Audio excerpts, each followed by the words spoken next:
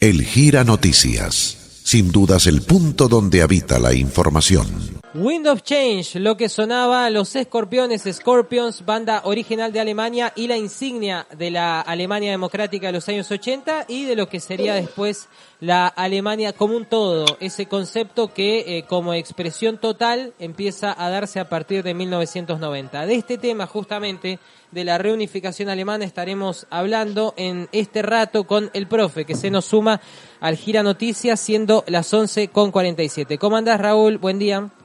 Hola, ¿qué tal? Buenos días, Gerardo, buenos días a la audiencia, un saludo, un día hermoso, la verdad que con este sol, sin viento, no nos podemos quejar. Y vos sabés que este tema inmediatamente te asocia a ese evento, porque yo me acuerdo de eso, me acuerdo cómo fue el día en que cayó el muro de Berlín, cómo en el 10 de noviembre, 9 de noviembre del 89, se terminaba esta guerra fría global, esta guerra entre dictaduras y democracia, digamos. Y a pesar de eso, la consecuencia fue como dieron pasos cruciales muchos países como Alemania, justamente, Polonia, Hungría, bueno, la propia Unión Soviética, y como lo de la Unión Soviética, el epicentro de la perestroika. Yo creo que el muro de Berlín fue un símbolo de la división del mundo entre Oriente y Occidente, ¿no? Como durante 30 años familias fueron separadas por una decisión política, que de la lucha entre el comunismo y el capitalismo, el muro erigido, digamos, en Berlín ya de 1961, por decisión exclusiva de la Alemania comunista, ¿viste? La República Democrática de Alemania había decidido eso, aunque la parte occidental de la ciudad estaba, digamos, son 155 kilómetros de perímetro hecho de cemento, alambre de púa, murieron una cantidad de gente impresionante por querer pasar al sueño del otro lado, como pasa hoy con Cuba y Miami, aunque se ha aplacado un poco la cosa, porque aparte los yanquis los devuelven, ¿no? Sí, igual es agua, ¿no? No seamos hipócritas, ¿viste? Por otro lado, para la mayoría de los alemanes orientales, el tan cercano Occidente siguió siendo un lugar inalcanzable, pero un anhelo que no se alcanzó durante décadas, ¿no? Eso cambió abruptamente.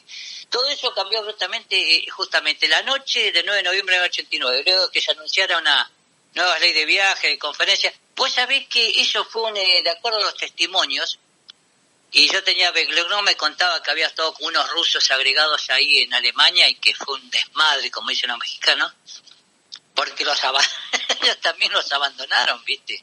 Para que te des una idea, estaban a cargo de una unidad, un destacamento, con un edificio, con armamento, que lo dejaron tan solo que para seguir sobreviviendo terminaron vendiendo lo que tenían adentro, el armamento, las cosas, y al último alquilaron el edificio.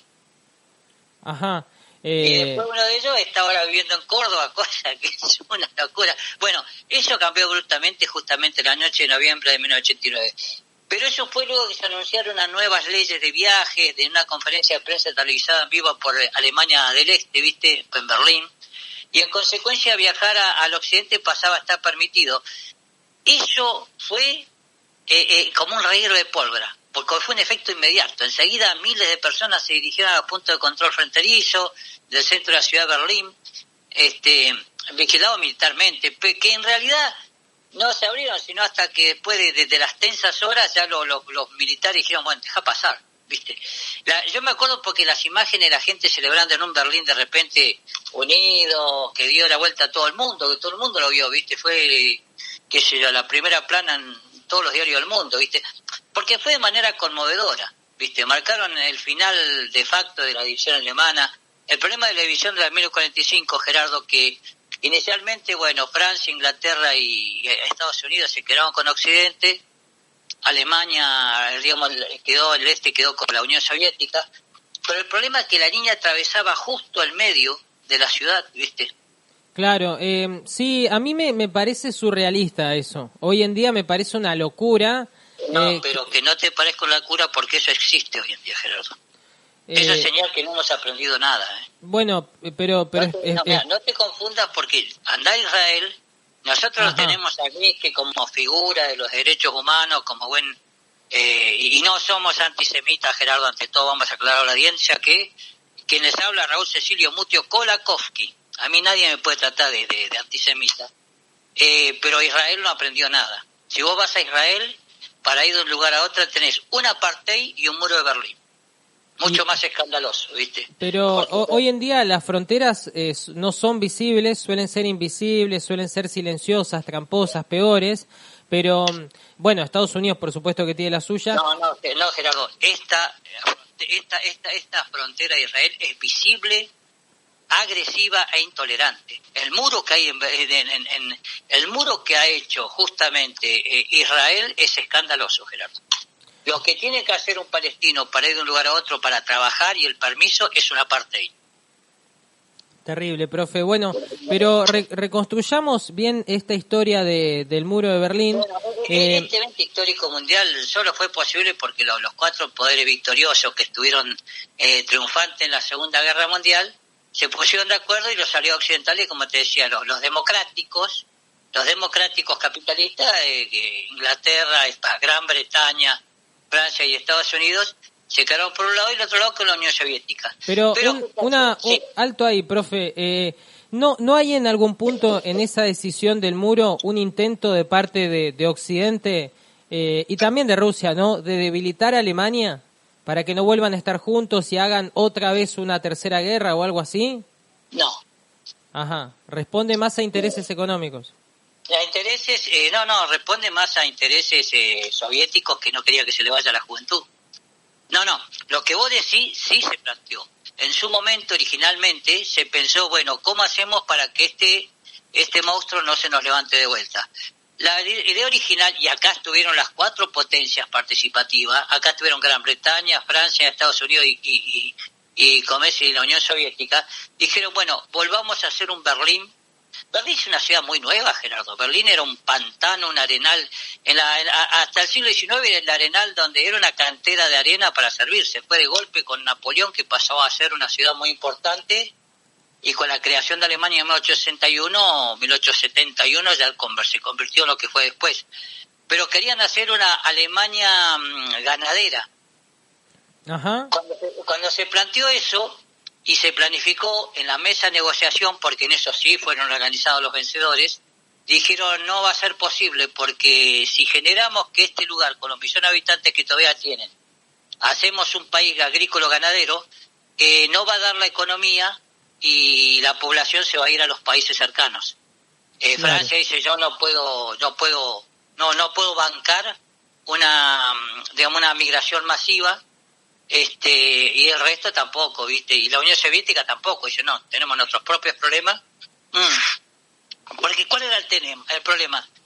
El problema era que, digamos, la volvemos a hacer agrícola ganadera y frenamos ese proceso o sostenemos la estructura que ya tiene.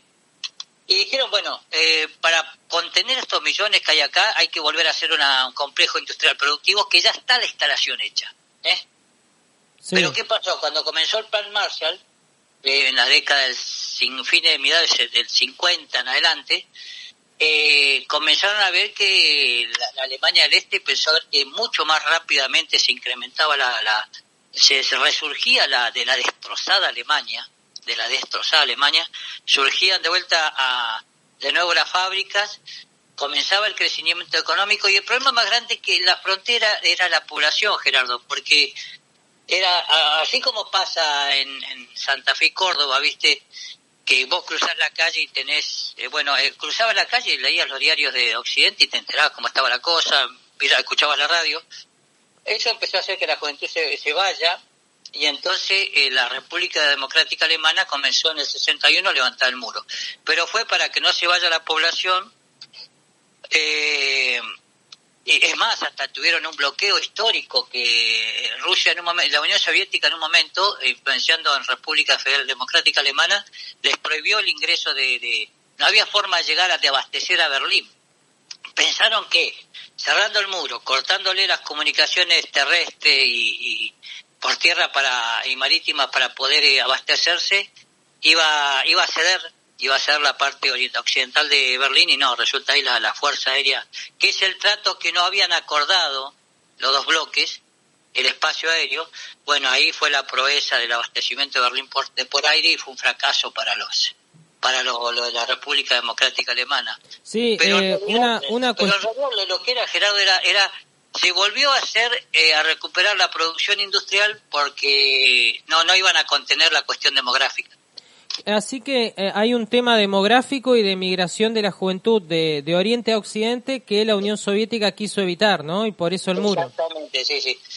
Uno dice más la Unión Soviética porque es la República Democrática Alemana, pero en realidad estaba la Unión Soviética. Es más, mira, hasta el final, digamos, ¿y dónde uno basa esto? Vos fijate, primero la figura de Mikhail Gorbachev, ¿viste? Y después dos palabras que se repetían mucho esa noche de la invasión de Oriente a Occidente. Una palabra, se escuchaban dos frases, una era glasnost y la otra era perestroika. Sí. Estas dos frases estas palabras fueron decisivas en las concesiones hechas por la reforma del soviético Mikhail Gorbachev, que él llegó en el poder hacía 4 años atrás nada más, ¿viste? En 1985. Y esta situación también es la opinión de que te da el propio Axel Kraumeyer de Berlín, cuando el director del muro, el director del Instituto del Muro de Berlín Memorial, el Instituto Memorial del Muro de Berlín, explica esto, la política de apertura de Glasnost y la reconstrucción de la perestroika de Gorbachev fue una ruptura como fue por ejemplo la doctrina Brezhnev, viste, que modificó todo, que estipulaba que los países unidos al Pacto de Varsovia no tenían que desviar de las directrices que era el Kremlin. Sin embargo, justamente eso fue lo que pasó. Nunca se despegó Alemania de eso. Por eso cuando apareció la política de Glasnost y la reforma de las perestroika, impactaron directamente en Alemania. ¿Qué pasó con esto? De repente este cambio, pase lo que pase en los estados hermanos socialistas, decían tenemos que ser responsables nosotros mismos. Y bueno, cuando se dio la noticia, fue una noticia, Gerardo, ni siquiera una conferencia de prensa ni un comunicado oficial.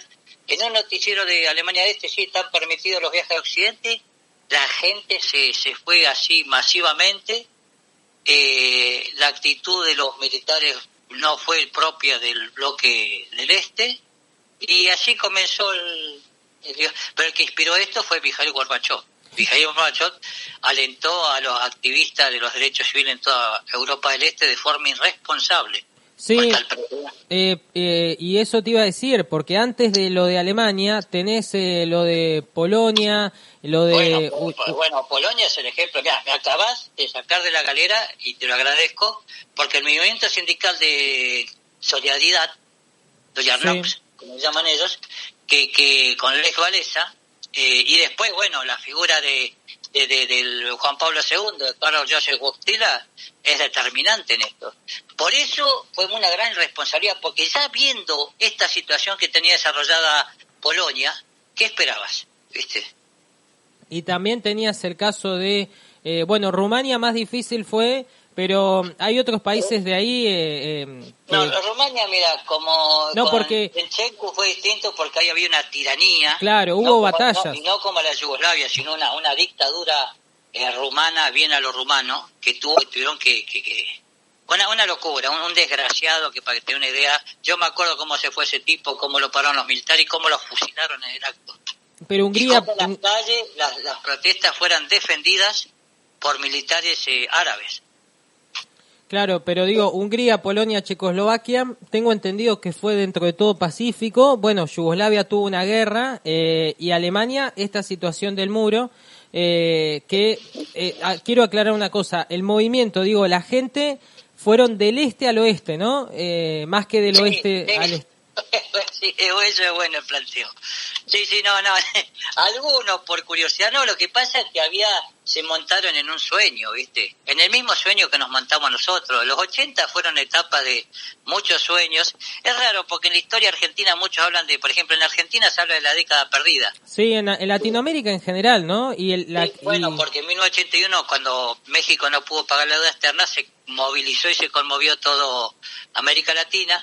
Pero hay autores hoy en día que han revuelto a abordar las fuentes, le han dado un enfoque diferente, y hay un hecho basado en un hecho fundamental. Es verdad que fue una década perdida porque fue el colapso de la deuda externa en Latinoamérica, pero el problema es que la deuda se pagó. en tiempo, en forma y con goteo y desangrado lento. Entonces muchos autores, especialmente los que vienen de la economía, viste que en historia somos sanguijuelas, le sacamos el jugo a todo aquel que... Sí, de todos los palos. Aquel economista que se amolda, no como Emilio Campo, el imbécil que la soberbia no le permite interpretar la realidad, no le permite ver su propia limitación para interpretar una fuente histórica desconociendo el contexto de la época en que se escribió eso. Bueno, los economistas que lo han logrado dicen, bueno, sí, una década perdida, pero la deuda se pagó, entonces ¿dónde está la perdición? Dice, porque para pagar tenés que producir. Bueno, sí. En esta etapa, todos los casos que vos me dijiste en la década del 80 sobre Europa del Este son completamente diferentes. No es lo mismo. La consecuencia de esto lo pagó directamente, por ejemplo, Checoslovaquia. Checoslovaquia, cuando vio esta unificación, se separaron y después no supieron cómo volver a articularse entre los eslovacos y los checos y ya quedó así y ya listo. El caso de Yugoslavia lo vamos a abordar en un rato nomás, es completamente diferente. Y Hungría, Bulgaria también son distintos. Rumania es un caso aparte, pues tenías un tirano, Ceausescu era un desgraciado, un tipo que le daba de comer a sus perros con vajilla de oro y de repente el pueblo lo tenía subido en hambre, un desastre, ¿viste? Bueno, y también, profe, aclaremos que el caso de Bielorrusia y Ucrania también es aparte, igual que Georgia, Azerbaiyán y la sección ya Armenia, porque ahí directamente hay que irse 2 años más tarde al 92 y al fin definitivo de la Unión Soviética, ¿no? Sí, exactamente. Que yo me acuerdo que yo lo que leo es una cosa y lo que recuerdo es otra, ¿viste? Es ahí donde fallo como historiador, porque yo leo por ahí materiales muy interesantes, se pueden recomendar y todo, pero de repente me hace ruido lo que recuerdo, porque dio la casualidad que en ese tiempo fui a trabajar a Punta Quilla y a asistir a Sovispan, y lo que los rusos te decían ¿viste? Acá todos lo teníamos como un héroe a Gorbachov. Sí. Los rusos no lo veían de esa manera. Y escuchalo a Putin hablar de Gorbachov. Bueno, la consecuencia de Putin es directamente Gorbachov. Sí. Y no fue Gorbachov, sino fue el borracho perdido de su patrón que tenía Putin, que era... Yeltsin. No me sale el nombre. Yeltsin, el borracho perdido Yeltsin, mujeriego, putaniero, sinvergüenza. Es más, siempre digo lo mismo porque me parece lo más representativo. En Rusia le llaman la era de la prostitución. Listo. Listo, suficiente. Lo que ya, queda... ya con eso no precisamos más explicación. Los alumnos te la entienden en el acto. ¿Viste? Está todo bien. Y Putin se encargó como buen abogado a limpiar todo lo de Yeltsin y a él se hizo fuerte. Pero el proceso comenzó justamente cuando Mikhail Gorbachev, que sabía que Alemania era un satélite como buenos alemanes, disciplinado y obediente, él sabía lo que pasaba. En Polonia tenía Solidaridad, que le habían hecho difícil la vida al momento, un Juan Pablo II que abogó, que visitó 3 veces a Polonia en la época comunista y mostró abiertamente su simpatía por Solidaridad. Después Lech Walesa fue presidente. Teniendo ese fenómeno al lado, lo que hizo en 1989 de mandar esos dos fue escandaloso, porque los polacos rompieron por primera vez el monopolio comunista del poder en ese momento y se sabía que esto iba a pasar, y como decís vos, Hungría, Austria, muchos lugares iban a tener repercusiones fuertes con esto. Claro, es el fin de una época que ya se venía sintiendo desde un par de años antes y que queda como símbolo en este día con el fin del muro de Berlín. Sí, mira, Gerardo, lo que pasaba con esta caída, en el mismo momento que se anunció, pues la realidad del hecho hay que describirlo tal cual es. Y eso uno lo puede ver hasta en los noticieros recordando la época. Hoy en día existe un montón de lugares que tienen la maravilla de la computadora. Al mismo tiempo que se anunció esto, huyeron miles, en el verano 89 se rajaron de Alemania, digamos, rajaron a las embajadas de Alemania Occidental, de todos los países del este. El descontento creció a diario, pero por lo tanto la presión sobre aquellos que no estaban dispuestos a cometer reformas de la Berlín Oriental fue un desastre. Desde septiembre decenas de miles de personas salieron a la calle por todos lados de la ciudad. Claro, fue una cosa. Ahora, ahí hay una... Lo que hoy comenzaba, el 9 de octubre se desarmaba, 70.000 personas se movilizaron, Gerardo, espontáneamente. Erich Honecker no le quedó más que dimitir, ¿viste? Sí, ahora quiero preguntarte un par de cosas. Primero, hablabas de 155 kilómetros de muro, ¿eso es lo que tenía? Sí, son 150 kilómetros que en algunos casos ciudades donde Alemania del Este rompió las casas, hizo el murallón, fue haciendo desde 1975 a 1980 se terminó de perfeccionar ese muro. Gerardo, hoy tenemos eso en Israel. No nos podemos olvidar de eso, tenemos que ser más responsables. Y no sé si viste el video hace poco entre San Diego y Tijuana, en la playa, hay una división hecha... Sí. El que trabaja muy bien en eso, que no simpatizan todo con él, pero que es una descripción y análisis, un análisis inclusive, es Canclini. Con los poderes oblicuos, él te explica cómo es esa zona, cómo esos mexicanos pegados a los yanquis no son proamericanos, porque conocen el encanto yanqui. Sí, no, y es espectacular, los que están trabajando para arreglar el cerco son también latinos o hijos de latinos y ellos mismos dejan pasar a los migrantes. Ese momento es espectacular, están todos cruzando, corriendo. Cuando esperan que baja la marea para que puedan pasar, es una cosa de loco eso. Es tremendo, sí. Bueno, nosotros no tenemos ese problema. Vos si vas al norte no existe eso. Todos los que están ahí te dicen, la frontera acá no existe. Bueno, además, yo he visto noticieros donde están reportando al jefe de policía, de gendarmería, y atrás están pasando con bolsones de mercadería. Sí, es cierto, la triple frontera... Acá lo que hay que rescatar, Gerardo, que la unificación de Alemania, esta maravillosa cosa espontánea, fue hecho en un total... el derrocar a Honecker, a Erich Honecker fue un movimiento pacífico, con unas consignas claras, ¿no? Lo decían, somos el pueblo, somos sin violencia, la gente salió a la calle, no sin miedo, porque bueno, estabas que había cierto temor, pero porque aparte de una cosa, yo lo que me acuerdo de la incertidumbre que demostraban las caras, porque no estaba muy simple y fácil de ver cómo iba a reaccionar el régimen, ¿viste? Ahora, el miedo era lo que te demostraba que había un gran miedo en la zona del este, ¿viste? Ahora, pero Huckenecker fue derrocado nomás. Su sucesor fue Egon Krenz y señaló su disposición a hablar con los activistas de derechos civiles, hubo una distensión, una negociación, y ahí todo se fue al carajo.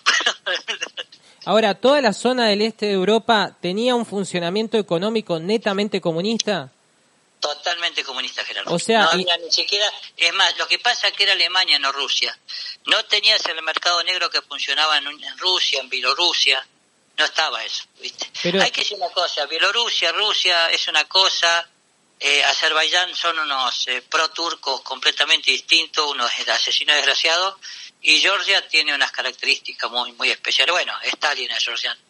Sí, sí es cierto, pero lo que digo es que la gente para abalanzarse ir hacia el lado federal es porque evidentemente había muchas diferencias y una de las principales calculo que es la libertad de movimiento que ofrece el sistema capitalista. Ahí hay algo en lo que el comunismo soviético fracasó, ¿no? Exactamente, sí, no contempló por ahí la fantasía, la felicidad que americana.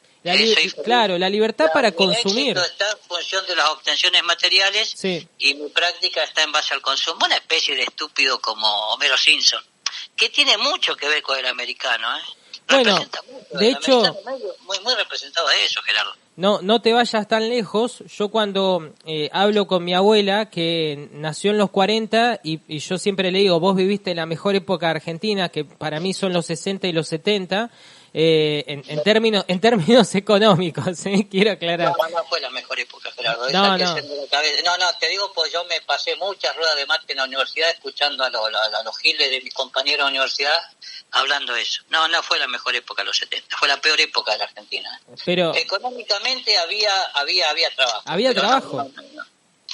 Y pleno empleo, digo, había sindicatos y paritarias. Laburo. Yo cuando tenía 13 años o trabajaba o estudiaba, pero había laburo. Bueno, pero ¿qué te quiero...? Te voy a contar algo que yo no lo tengo bien claro porque nunca lo pensé, pero la memoria inmediata me recuerda al barrio.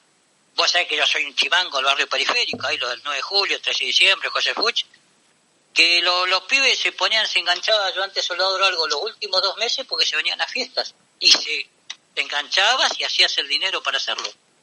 No Sí. teníamos tanto consumo tampoco. Bueno, Gerardo. es que eso era lo que te quería mencionar. Lo que me comenta mi abuela es que ella no siente ningún tipo de nostalgia o cariño por esa época porque dice que tenías productos nacionales pero eran todos iguales, era aburrido, todas las multiprocesadoras eran iguales, las aspiradoras era una sola, o sea, todo era una marca y era muy Y tosco el aparato. encima eran aparatos que no se rompían nunca, Gerardo. Te los compraba y nunca más te los podías sacar encima.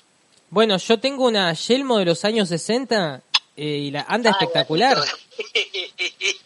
Sí, sí, no, tengo unos productos la gente se reiría, pero hay 2 o 3 electrodomésticos de mi casa en Buenos Aires que son de esa época y andan bárbaro. Sí, sí, pasa, sí, sí. Bueno, eso fue lo que pasó. Bueno, acá, no, yo también te siento lo mismo, Gerardo. Yo no volvería a los 17 ni a palo, ¿viste? Pero el tema es que evidentemente hay algo que agota de ese sistema en donde no tenés oferta de consumo variada y diversidad y tampoco tenés libertad de movimientos.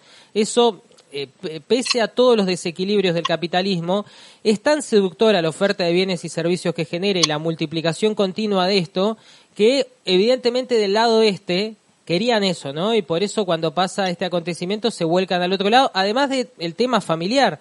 Había familias de los dos lados, familias que no se veían en mucho tiempo, ¿no? Exactamente, como pasó en Corea también, ¿viste? Sí, sí, había gente que de golpe y porrazo, ponele, a vos te ponen un paredón en qué sé yo, En Rivadavia. en Rivadavia y no ves más, listo. Viste, yo vivía en Temple y me pone un paredón me pone un paredón al 9 de julio y adiós mi celeste de Turdera. Sí, sí, sí, bueno, curioso. Fue así, no, fue así. Lo que decimos es verdad, cuando el capitalismo oferta una cantidad de ofertas que te vuelven loco, que es lo que estamos viendo nosotros, después la segunda lectura te das cuenta que, bueno, pero para acceder a eso hay que tener capacidad de consumo, ¿viste? Claro, ese es el tema. Tenés que tener guita para disponer de todo eso. Bueno, pero si no tenés guita, por lo menos tenés la vista, no sé cómo explicarte. El otro día caminaba por Dorrego. Lo único que se valora, que es lo que hay que superar, que es lo que esta gente no tenía, que es lo que veo con la juventud ahora en el aula, tener la libertad de opción y perder el miedo. Claro, claro. El tema es que, viste el tango El Bazar de los Juguetes, ¿no? O sea... Exactamente, mucho de eso había. Claro, de estar atrás de la vidriera, estar del otro lado. Si nos comportamos como ese pobre Gil que entra y se le compra todos los juguetes. Así estaban los de Alemania del Este. Esta Alemania del Este, y ojo que los occidentales lo empezaron a ver como los ricos pobres que se han cruzado, ¿viste? Claro. La frontera interior de Alemania, no, digamos, hay que decir una cosa, todo esto fue pacífico, en la frontera del interior de Alemania no se disparó un solo tiro, el camino hacia la libertad estuvo abierto, y no volvió a cerrarse nunca más en ningún momento, digamos, tal es así que fue tan fuerte esa novedad y ese impulso que hoy se unificaba, y el 9 de noviembre de 1989 tenía que Chanovsky, que era quien sucedía ahí, tuvo que anunciar las regulaciones del viaje 5 días después, y bueno, se puede ir, pero se puede ir de esta manera porque fue un despelote eso. Claro, había que ponerle... Digamos, Europa obtuvo la libertad, el círculo se cerró con el colapso de la Unión Soviética en 1991, y hubo un cambio importante, culpa de Mikhail Gorbachev. De ahí ese premio Nobel de la Paz, que yo lo discuto mucho, ¿no? Pero eso fue lo que pasó. La caída del muro de Berlín fue simplemente, Gerardo, yo no diría revuelta, una movilización popular producida por la Alemania Oriental, que se cruzó, y que como consecuencia quedaron derribadas todas las fortificaciones. Había una situación previa y después sí, en Hungría, en Austria vieron directamente hay muchos autores que lo llaman como un picnic pan-europeo. Sí, ahora, pero digo... Me gustan mucho esas categorías porque representan realmente la situación. El picnic paneuropeo, interesante. Sí, el picnic paneuropeo, que no me acuerdo qué autor lo utilizó, me parece muy pertinente. Ahora, pero el muro, pregunta, lo escalaron más que nada, pero después lo intentaron derribar a picotazo. No, bueno, lo que pasa es que ahí estaba la forma de descargar la ira contenida, ¿viste? Hubo quienes... estaba aquel que ese cholulo que se quería llevar un souvenir con ese pedazo de... Y hay quienes querían descargar la ira contenida por años de militación. Y evidentemente al alemán le dolía el muro, como claro. Hoy al palestino le duele el muro. Sí, el también. muro que tranquilo deja a estos fachos reaccionarios de los israelíes ortodoxos, a los palestinos también les duele, y les duele mucho, ¿viste? Exacto. Porque es grosero, es violento, no hay derechos humanos, se permite la tortura. Lo que hace, por algo fue tan exitosa la serie Fadwa. Sí, porque muestra lo que de verdad son los israelíes, los sionistas. Pero está hecho con una madurez total, porque hay mierda de los dos lados, tanto árabe como israelí. Y muy no hay nada, no hay nada lindo, ¿viste? No es Bollywood. Bueno, profe, te propongo una pausa y charlamos un poco de Yugoslavia. Tenemos... Bueno, qué ocasión para un brindis. 17 minutos en la hora 12, hacemos pausa y ya regresamos con más de Historia en Alpargatas. Si usted desea publicitar o promocionar su producto, comercio o servicio en el Gira Noticias, comuníquese al 0297 411 4990 o a través de nuestro Instagram, @elgiranoticias. Con gusto resolveremos sus dudas e inquietudes y le brindaremos la solución que está necesitando. Este es el programa de P3 Producciones 3, promueve ventas en radio y TV, su departamento radio. Continuamos en Gira Noticias, sonaba Camarín de Babasónicos, canción con la que prácticamente cierra el disco Jessico del año 2001. En la continuidad de la charla de historia con el profe, con las alpargatas puestas, dos cosas más para comentar. Una, brevemente, profe, hoy entraba en su circuito de demencia Edgar Allan Poe, el creador del género detectivesco, el primero en hacer cuentos policiales, el gran escritor del terror. Hoy en Baltimore, en una taberna, entraba en lo que se conoce como delirium tremens, ¿no? Esa tremenda enfermedad. Sí, qué bueno decirlo, Gerardo, que es un compendio de cosas, ¿no? Porque digo, hay que decir que él murió justamente el 7 de octubre del 49 en Baltimore, pero contaba con 40 años apenas, para la fecha de hoy es poco, y se le atribuye al alcohol, es verdad, pero la congestión cerebral fue producto de cólera, drogas, que ya se conocían. Ajá. Tenía rabia. Y bueno, tenía rabia, suicidio, tuberculosis de la esposa, hacía 2 años que había muerto de eso. ¿Dijiste rabia? Sí, en la familia habían tenido ese problema. No, es que la rabia es terrible. Sí, no, la hidrofobia es terrible, sí, es una enfermedad, por eso hay que que vacunar al perro, ¿viste? Sí. Hay que decir que Allan Poe nació en la ciudad de Boston en principio de 1800 no, pero a pesar de que había quedado huérfano muy tempranamente, él fue acogido por una familia de dinero y el padrastro de él era un escocés de ascendencia escocesa que tenía un buen pasar. Él tuvo una vida más o menos al principio la llevó bien. En 1827 entró en una carrera militar que estuvo 2 años, fue asistente de artillería. Llegó a tener un cargo el más alto rango de todos los oficiales de la época. Como periodista tenía su pluma, pero para mí estaba loco, Gerardo, ¿qué querés te diga? Hay que contar, y aparte, ¿por qué? Porque tiene una forma de escribir muy peligrosa ese tipo, y hay que tener mucho cuidado, porque nosotros hablamos de hay que leer. Ojo lo que leemos también, ¿viste? En los dos sentidos. Primero, Corín Tellado, mirá una serie anterior al Corín Tellado, ¿viste? El peor culebrón que exista. Y el otro, si tenés uno que te pegue, te llega y te atrapa, bueno, miremos qué contenido tiene, porque yo lo veo porque a mí me preocupa mucho, pero yo tuve mala experiencia con Edgar Allan Poe. Ajá, ¿te asustaste leyendo vos o te pasó yo leí, no por mí, vamos a hablar de contexto. Yo di clase muchos años en contexto de encierro, yo fui profesor, coordinador, director de los presos, le daba clase a los presos. Sí. Y en la cárcel, quiera o no, hay un aspecto que es maravilloso que leen. Este tipo, con un libro que me prestó usted, Gerardo. El gato negro y otros cuentos, sí. Porque me lo pidió uno de los alumnos de la Prida, el muchacho, no vamos a dar nombre, ¿para qué? A quien manda un gran saludo, está afuera ya. Pero fue un cuento que los atrapó a todo el pabellón, lo trajeron a leer compulsivamente, cosa rara, ¿viste? Cosa rara porque hoy no se lee, Gerardo. Pero vos fíjate, este alumno mío, que era muy buen alumno, lo comenzó a leer y le hizo mal, Gerardo. Empezó a escuchar voces, ¿viste? Bueno. Es lógico. Cualquier psicólogo me va a decir, no, ahí tenés una patología previa que vos no supiste interpretar y cometiste la irresponsabilidad de darle un a la poco, una narración, que bueno, pues yo no soy psicólogo, yo era profe, yo chocho que podía, como estimular la lectura, ¿viste? Sí. Pero este alumno mío terminó escuchando voces. Bueno. Y todo el pabellón se leyó ese cuento, ¿viste? Bueno, Corazón delator también otro, ¿no? Que ha generado... Bueno, ese sí que ese sí. Bueno, hay que reconocer que este fue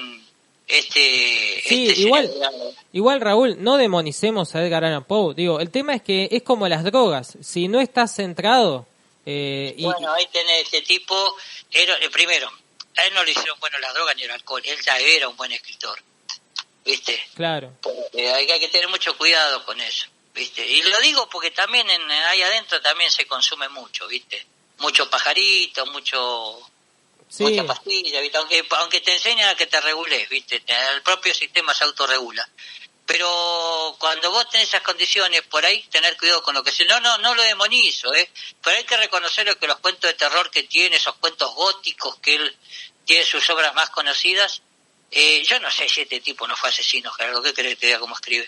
Bueno, La Máscara de la Muerte Roja tiene unas descripciones impresionantes. Exactamente, cuando se describen los detalles, bueno, está bien, no tiene nada que ver. Vos, Enrique Medina, si lo conocés y lees Las tumbas, son dos cosas completamente distintas, ¿no?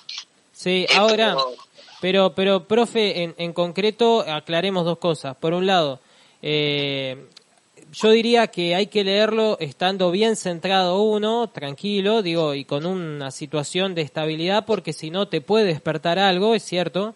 Y por otro lado, lo que le pasó a Poe es las enfermedades previas y el consumo de alcohol en niveles muy altos, ¿no? Sí, en niveles muy altos, en un contexto no de los mejores, ¿viste? Y sí, la verdad que hay que tener mucho cuidado con y después eso. El tipo también había experimentado mucho dolor por la muerte repentina de su esposa, vivió de periodista básicamente él en su vida, y bueno, para mí lo mejor es El Escarabajo de Oro, que ese no es de terror, sino que es un cuento detectivesco. Ese me parece espectacular, y para ese no te vuelve loco, y es un texto para dar clases, porque es buenísimo. Lo último que quería decir, profe, de Poe es, el otro día me junté con un anestesiólogo y me explicó cómo se genera el delirium tremens. El tema es que el consumo tan alto de alcohol genera unos daños en el hígado que hace que el hígado ya no produzca los nutrientes que el cerebro necesita para mantenerse estable. La falencia de vitaminas y de los nutrientes para el funcionamiento cerebral termina derivando en brotes psicóticos y en este tipo de daños en el cerebro que después se ven en el delirium tremens, que básicamente ven animales que no existen y bueno. Sí, es una característica. Sí. Pero bueno... aparte, vos decís eso. Yo en la epidemia, digamos, epidemia estaba tan embolado que leía a Galdós, pero por ejemplo se me ocurrió retomar a leerlo de noche, Ensayo sobre la ceguera, que es una epidemia que se produce, ¿viste? La ceguera blanca que se da en una ciudad. Y nada, pero si estás bien no pasa nada. Bueno. Estoy hablando como drogadicto y está mal. Pero yo insisto en que los cuentos, las películas de terror hay que tratarlos con mucho cuidado. Sí, especialmente cuando sos chico. A mí, por ejemplo, El Exorcista nunca la pude ver completa. Yo siempre, esto es algo que lo charlamos con la Walterpedia, y no me arrepiento de eso. Tenía 13 años, empecé a verla y corté porque no podía seguir. y me pasa parecido con otro tipo de películas, especialmente bueno, a mí me pasó lo mismo por lo que le pasó a mi hermana, Gerardo. Yo cuando vi eso, digo, bueno, vi pedazos, pero nunca la vi completa. Bueno, y después Almodóvar con menos de 22 años, para mí no hay que ver Almodóvar. No, absolutamente. No, hay que tener 30 años. Hoy en día yo subiría la edad, 30 años para ver esto. Bueno. Conociendo, no digo que los conozco, pero tratando con la fauna que trato en el aula, dentro y fuera del aula, y en el colegio y fuera del colegio, yo diría que hasta 30 años no agarren eso porque le va a poder el cerebro, ¿viste? Es más, yo diría que es hasta más peligroso Almodóvar que todo lo que... Mucho más peligroso, mucho más. El gallego tiene el cerebro podrido, señores. El año pasado vi Hable con ella, me pareció espectacular, de las mejores películas que vi en mi vida, pero claro, llego con 29, o sea, es otra cosa, ¿no? Uno ya está hecho. Pero ver eso con 18, con 19, innecesario. No es como la pornografía, hay que tener mucho cuidado. Sí, especialmente tener cuidado en tiempos en que el candidato a gobierno de la ciudad de La Libertad Avanza dice que hay que educarse con pornografía, ¿no? En vez de educación sexual integral, nefasto. Yo digamos, sí, es verdad, sí. Sí, eso es cierto. Pero bueno, tenés razón, no hay que demonizar.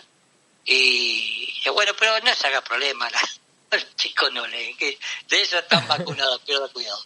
Bueno, y tenemos creación de Yugoslavia 1929.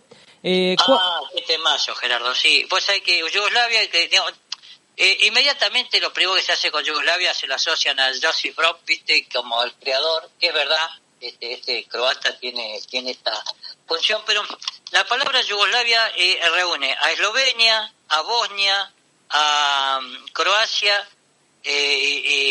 Montenegro y Serbia, viste, esos 5 lugares.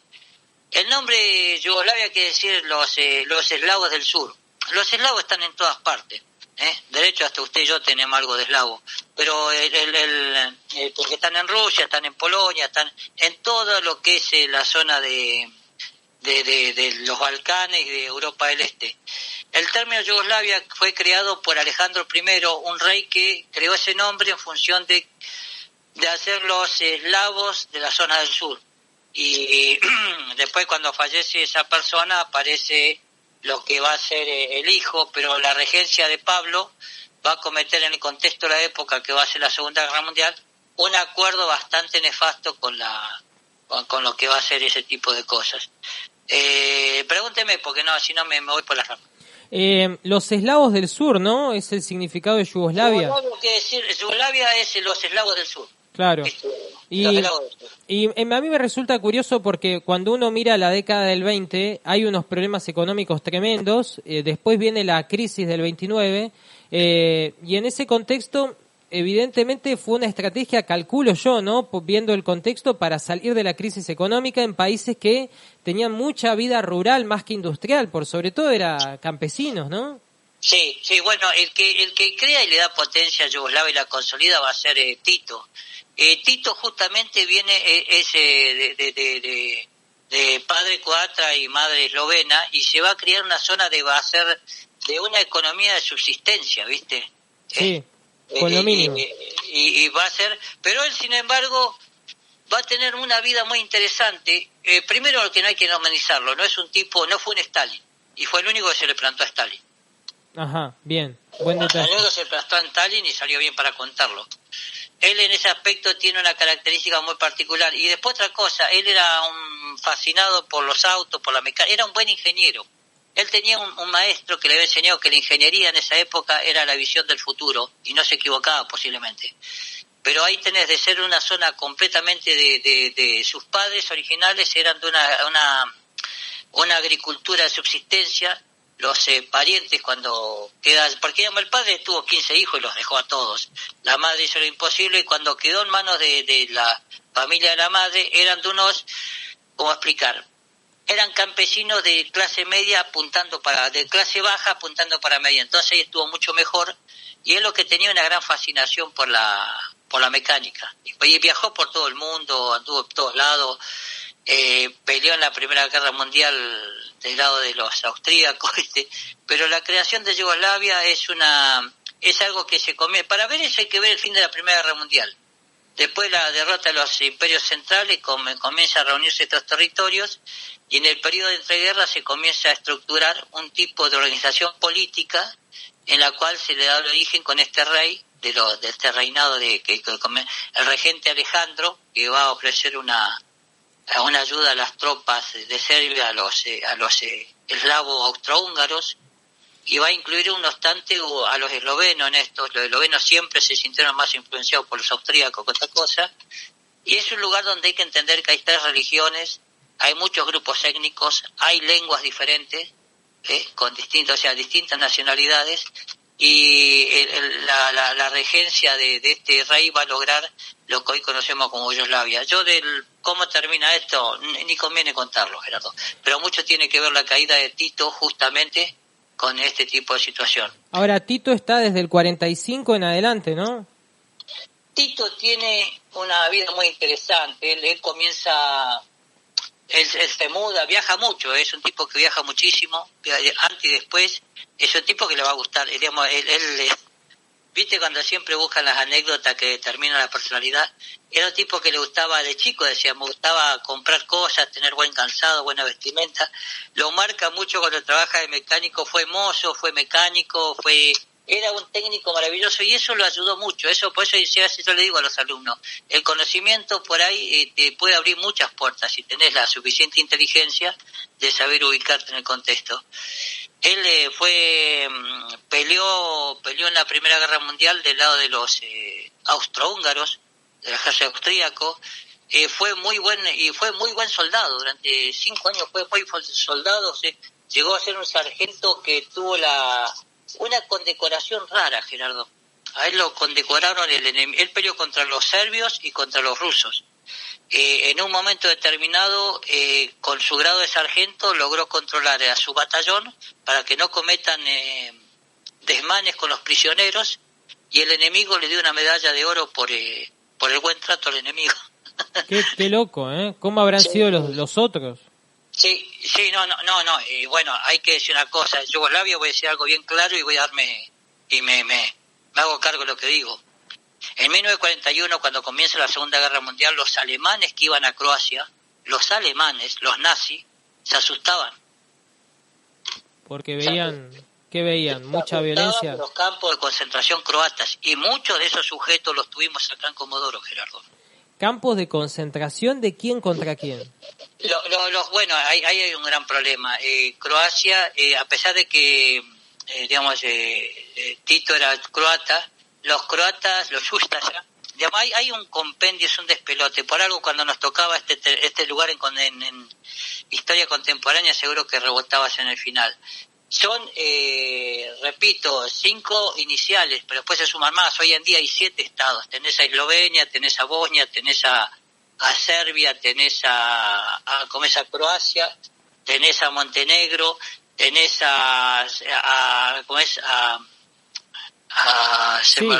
Sí, Kosovo y Macedonia, ¿no? Kosovo, Macedonia, Macedonia del Norte ahora. Tenés a Kosovo, que Kosovo está floja de papeles, ¿viste? Esos 7 estados. Bueno, inicialmente son 5 los estados que forman esto. Inicialmente va a ser Eslovenia, Bosnia, Serbia, Croacia y Montenegro. Van a ser los que van a dar el incipiente. Pero va a haber un problema. La guerrilla, los partisanos, pues esta es tierra de partisanos. Los serbios van a ser los Yuknik, que van a ser partisanos nacionalistas. Mientras Tito, a pesar de que peleó a favor de la Primera Guerra Mundial, a favor del austrohúngaro, fue condecorado por el enemigo, fue un sargento brillante y muy valiente. Es más, fue herido en una forma extraordinaria, para que tengan idea de cómo fue la Primera Guerra Mundial. Fue herido de un lanzazo. Claro. Un contraataque ruso de unos cosacos que le atravesaron la lanza en el pulmón, lo llevaron a los Urales, lo curaron, el enemigo lo curó. Por eso él nunca fue un tipo sanguinario, jamás fue sanguinario Tito. Se puede decir muchas cosas, yo sé que los fachos le va a caer mal, pero no fue un tipo sanguinario. Tuvo 4 esposas, jamás las persiguió, la maltrató. La primera esposa que tuvo fue rusa justamente, y tuvo un hijo con ellas. Tuvo 5 años de prisionero de guerra en los Urales, pero la pasó muy bien. ¿Por qué? Por un excelente técnico. Y claro. justamente en la cárcel que él estuvo, es más, vivía como quería, hasta podía salir cuando quería para ir a un pueblo, volver. ¿Por qué? Porque esa cárcel es la que le daba en los Montes Urales, es la que le daba la luz a todo el pueblo. Y él tenía muchos conocimientos técnicos. Era un tipo que absorbía con ansias todo el conocimiento técnico. Él en su lugar se hubiera ido a la UTN y se hubiera recibido ahí. Y era técnico nomás, pero tenía más conocimiento que un ingeniero. Y le gustaba mucho la mecánica, le apasionaban los autos. De hecho, él siempre se vistió bien y siempre usó Rolls Royce. Y tuvo 4 esposas, la primera que tuvo fue ahí. Y fue el primero que vio en un conflicto en un contexto bastante difícil, Gerardo, de entreguerras, de alianzas y contraalianzas terriblemente complejas. Cuesta mucho explicarlo, Gerardo. Él tuvo que, primero combatió en un lugar, organizaron todos los partisanos, pero se tuvo que refugiar en una zona de montañas altas de Croacia, alejándose de los serbios y de los bosnios. Claro, profe, antes de cortar esta charla, quiero repasar algunas cosas concretas de Yugoslavia, más allá de la figura de Tito. Perdón por el desorden, no, por eso no tengo el pizarrón No, para guiar. es que, y aparte es un tema muy difícil, me queda claro por la cantidad de actores implicados, pero en concreto, ¿eran soviéticos? Y la pregunta es... No. Y del 29 al 45, ¿eran comunistas? Eran comunistas, pero digamos, mira, él estuvo en Rusia, él después de la Primera Guerra Mundial estuvo ahí, vivió todo lo que fue la Revolución Rusa, pero no participó activamente. Bien. Él no conoció a Stalin, no conoció a Trotsky, no conoció a Lenin, pero a Stalin lo conoció, por supuesto, pero se le plantó inclusive. Tito tiene la ventaja. Josip Broz fue más conocido como el mariscal Tito, pero Tito es una palabra muy común en la zona eslava, en la zona de Grecia. Ahí fue el principal artífice de lo que va a ser la segunda Yugoslavia, que va a ser una federación socialista que duró desde la Segunda Guerra Mundial hasta 1991 y estuvo a cargo desde final de la guerra hasta la muerte, ¿viste? Y que permanentemente tuvo una muerte rara porque murió de una gangrena, ¿viste? Que como ser atropellado por una carreta de bueyes. El dato curioso de Tito es que fue el que se le plantó a Stalin y el que primero se le escapó a Stalin, porque Stalin fue un sujeto que en un momento determinado, cuando veía a un líder de un país satélite, lo eliminaba. A él no lo pudo eliminar, él no se subordinó como lo pretendían el bloque soviético, y fue un sujeto que estuvo en la Segunda Guerra Mundial, fue con este ser desagradable de Churchill, tuvo una cercanía muy importante. Y del 29 al 49, antes de Tito, ¿era socialista también Yugoslavia? Él era comunista, pero no era soviético. O sea, toda la época de Yugoslavia siempre fueron socialistas. Sí, señor, pero al estilo yugoslavo, ¿viste? No, él no fue... De hecho, por algo se hizo acordate que de la Segunda Guerra Mundial hasta su muerte, él murió en 1980, ¿no? Hasta el 91 se mantuvo y él no respondía a los mandatos que quería Stalin, ¿viste? Y ahora, ya o sea, la causa de las guerras que se dan ahí es un poco, no tanto la muerte de Tito, sino el desastre de la Unión Soviética en ese periodo. El fin de la Unión Soviética, ¿no? Sí, en eso Tito era un tipo muy abierto en eso, Gerardo. Era un tipo que respetaba las religiones, no persiguió. Por ejemplo, que lo primero que vio Churchill era un partisano, pero a diferencia de los partisanos serbios que masacraban a todo el mundo, pues eran unos serbios nacionalistas. Aparte, su grupo de partisanos no eliminaban a los pueblos que tocaban. También que hay que decir que en Croacia estaban los Ustaša, que eran los tipos más crueles que existió. Mirá cómo sería que, te repito, los campos de concentración croata asustaban a los nazis. Porque los nazis por lo menos te pegaban un tiro. La crueldad de los croatas con los prisioneros no tenía nombre ni apellido. Y prisioneros de todo tipo, ¿no? No solo judíos, digo. No, prisioneros cuando ellos decían quién era judío y quién no lo era, ¿viste? Claro, porque los croatas son católicos.